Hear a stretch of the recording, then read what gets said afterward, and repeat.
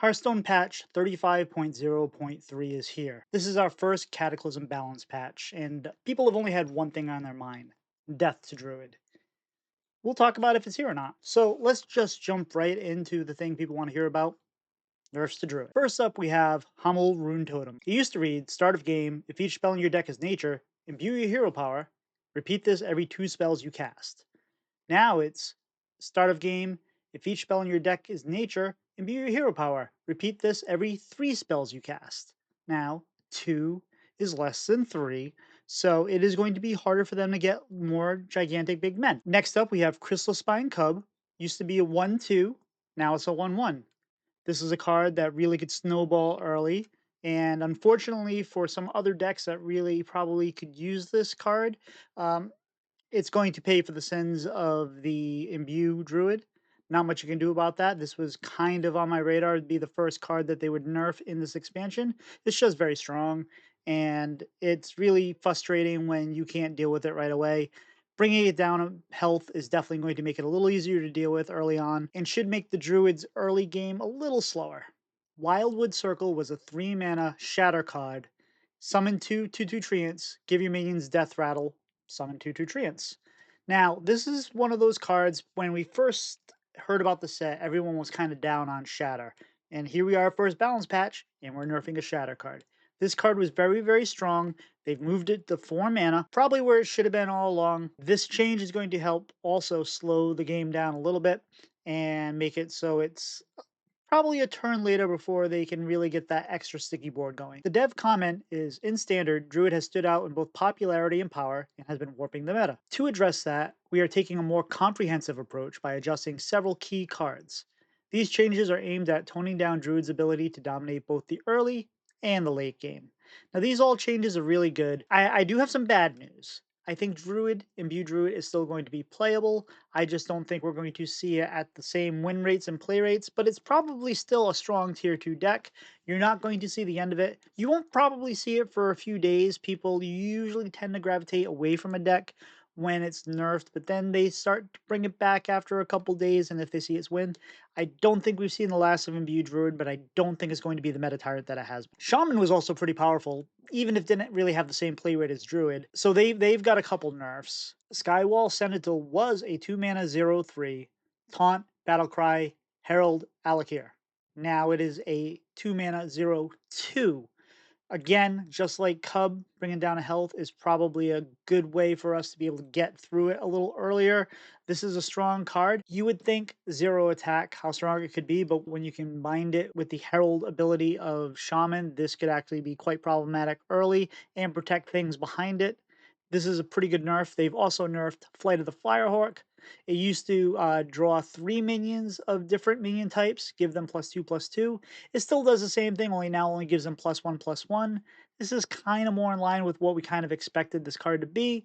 It just gave them a little too much power too early, and they're just going to bring it a line. Hopefully, lower the play rate a little bit, lower the power level a bit, and make it so that way it's still a good deck. We'll talk about that later, but it's not going to be the dominant deck ideally after all these nerfs.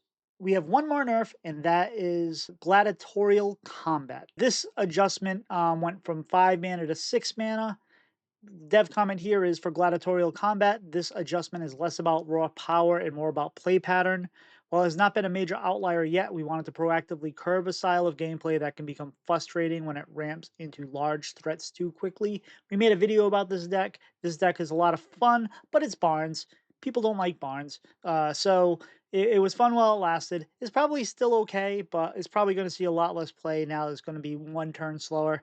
It's always kind of interesting because a lot of times these nerfs, you think just one turn. Does that make a difference? And yes, it did make a difference. I will bring you back to: how many games did you have where you were going to win the next turn and then they zilliaxed and brought themselves back to full health? That one extra turn can buy you a win. And we have buffs. The rogue card, Maniacal Follower, is a 3 mana 3/1 stealth death rattle Herald Sinestra. Now it is a 3 mana 4/1 stealth Death Rattle Herald Sinestra. This is a very strong card. This is even better now. I don't think it needed a buff, but they want people to play more rogue. I don't know why, but hey, That's where we're at. Death Knight also got a buff with the Obsessive Technician. This went from a 4 mana 2/5 and is now a 4 mana 3/5. This is a Lifesteal Battlecry Herald Onyxia. It's a very strong card. It's always kind of annoying when you see it. It's going to be that much better. Death Knight players should be happy with this change, and it's just going to make their decks a little bit stronger along the lines of the nerfs to Druid. Priest got a couple buffs. I don't know why we ever buff Priest. I don't think we need to do that. Priest is doing fine right now. They have that weird imbue quest, whatever. That deck can go away, but that's going to be stronger now. That Control Priest. I know people are very excited and happy about Control Priest. I, for one, am not one of them. I like playing Purple Priest, where you get to do more damage to people's faces, and this has some opportunity for that, but I've never really been a Control Priest player. The Moonwell, which is a 6 mana spell, deal 4 damage to all enemy characters, restore 4 health to all friendly characters. This went from 7 mana to 6 mana. I don't know if it'll see play. Seems like a solid buff. I don't know if it's enough to make this card see play. I don't think I've seen this card played once if it wasn't generated, but we will see. The Black Blood, the Colossal for Priest. This went from a 7 mana 4/8 Colossal +3 after you restore health to a character, attack a random enemy minion with tentacles, Black Blood's body. At the end of your turn, restore 3 health to a random friendly damage character. So this was the whole concept of healing and doing more damage with the black blood, and the black blood gets healed and all that. So this went from a 4/8 to a 5/9, and the bodies went from 1/2 to 2/2s. It's stronger. Will it see play? Maybe. I don't know how strong this card is. I know some people are really high on it. Early on, people were excited about it in the pre-release. I really never got it. I didn't think this card is too weirdly conditional, I think, so I still don't know if it's going to see a lot of play, so I'm not too worried about this buff here, but I could be wrong. There are some wild changes. I'm not going to get into those. I suggest you subscribe to the podcast Born to Be Wild. They give a really excellent breakdown of pretty much anything wild, especially balance changes, and I'm sure they're super excited for some of these changes. It sounds like Haas's Mage might be targeted as well as a couple other things. I highly recommend checking out Born to Be Wild. Those are some of my favorite people in the Hearthstone community. Now that the patch is here, you're wondering, what can I play now? It's the second day of the month. I want to start climbing. We have a whole new meta. What do I climb? Here are some decks that I think are going to really make your climb easy, fun, and fast. First up, we have No Minion DH. Now, this deck didn't really change. It's still really good. It was very good. It just wasn't the best thing to do. This might now be the best thing to do. I think we're going to hear a lot of people complaining about Broxigar pretty soon, but Broxigar is not really the problem in the deck. It's just the finisher. The card that beats you at the end usually isn't the problem. This deck looks like it's going to be very strong, and it's an archetype some people really like, so I highly recommend checking this deck out if you're looking to climb. The games are usually fairly quick, and you can beat most classes. Now, I know we talked about Shaman nerfs, but Herald Shaman's still going to be very strong. You can still play that. You're probably barely going to feel the nerfs. You're going to just keep on trucking. So Herald Shaman, keep playing that. You're going to enjoy it. No Hands Hunter is an interesting deck, as I don't think it's going to be that strong for that long, but I think initially we're going to see a lot of power out of it. I think a lot of decks, once they kind of figure out how to beat it, will beat it. But for now, it's just aggressive damage to the face. It's real hard to keep up with, especially with the lack of healing that we have now for the most part in the meta. So this is a really strong deck, especially if you like aggro. Confront the Tol'Vir is a hell of a card. It's really fun to play. I know some people are sad we don't have Discover Hunt anymore, but Hunter is in a really good place. Yes, we're not playing Magma. Yes, we're not really playing Dragon Hunter, but we have a Hunter deck. It's good.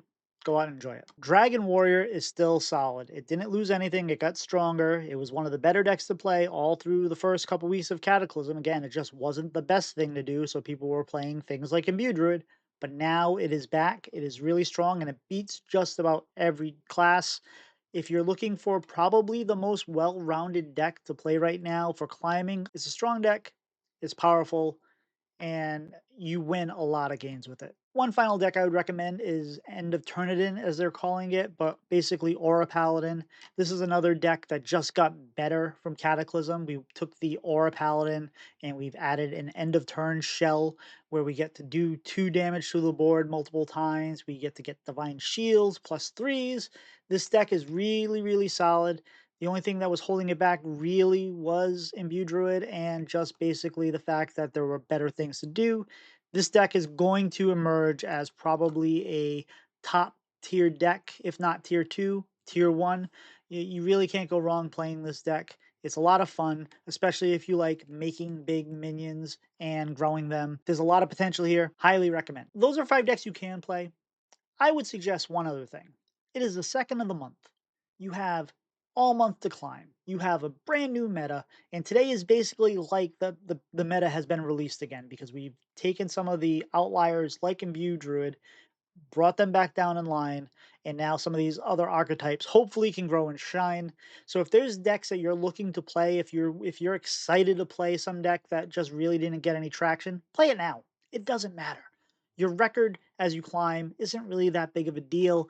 So just play, have fun, experiment with some decks, do some deck building. Let me know in the comments if you built a deck that you are excited about. I want to see them. I personally have been playing a big Druid right now. I know everyone's tired of Druid, but this is different. This is Chrono Druid. This is a different way to play Druid than we've been seeing. It's got a few similar cards, but for the most part, it's very, very different. Wasn't quite there pre-patch. I'm hoping now with some of these changes, it gets to be a bit stronger. We'll see.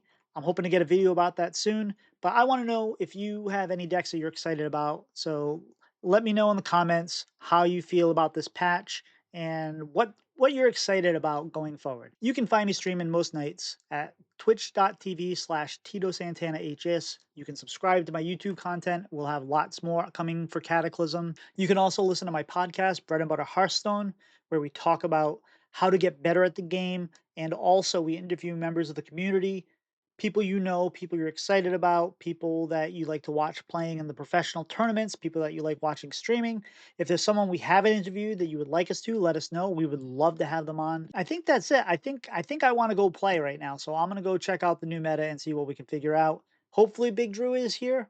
I'll let you know. But you let me know what you've been playing, and I'll talk to you soon.